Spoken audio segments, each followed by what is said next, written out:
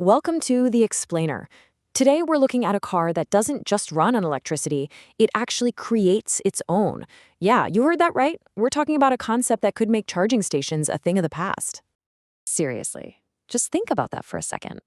An electric vehicle that's completely, totally untethered from the grid.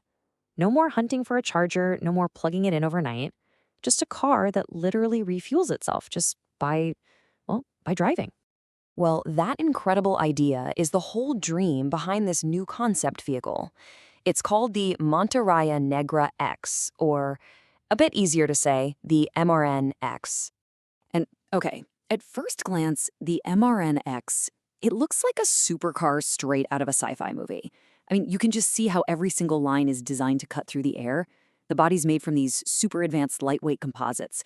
It's definitely gunning for that high-performance luxury crowd. But the real magic here, the real revolution, isn't what you see on the outside. It's what's happening under the hood. And that's why this idea of a heart is just perfect. Because the true secret of the MRNX is this revolutionary system designed to be its own lifeblood, to make the car almost completely self-sustaining. And it all centers around one core piece of tech. It's a bit of a mouthful, the Auto-Sustainable Generators of Electricity box, or, much better, the AGE box. So, what is it? Put simply, the AGE box is like a miniature power plant tucked right inside the car. It's this whole little ecosystem built into the chassis, and its only job is to constantly churn out electricity from the car's own motion and the world around it. Okay, but how? How on earth does it actually pull that off? This isn't some single magic trick. The system is a total master at multitasking. It uses 3 different methods, all at the same time, to grab energy from what seems like thin air. All right, so this is where it gets really cool. The whole system is basically 3 energy harvesters working together. First up, you've got kinetic energy. This thing captures energy from everything. The wheels spinning, the car going over bumps, even tiny vibrations.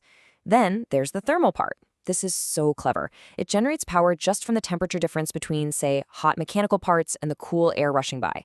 And finally, you have the photonic layer. Basically, the car's entire skin is one big, sophisticated, flexible solar panel, soaking up any light it can find. So you've got these 3 different streams of energy pouring in all the time, but how do you keep it from being a total mess, right?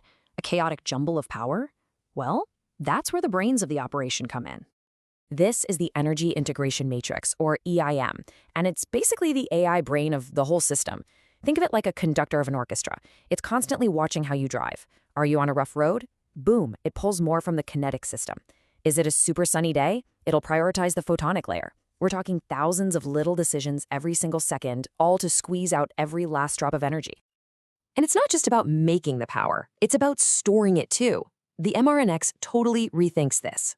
So forget about your typical lithium-ion batteries. This thing uses what's called a nanocapacitive storage core.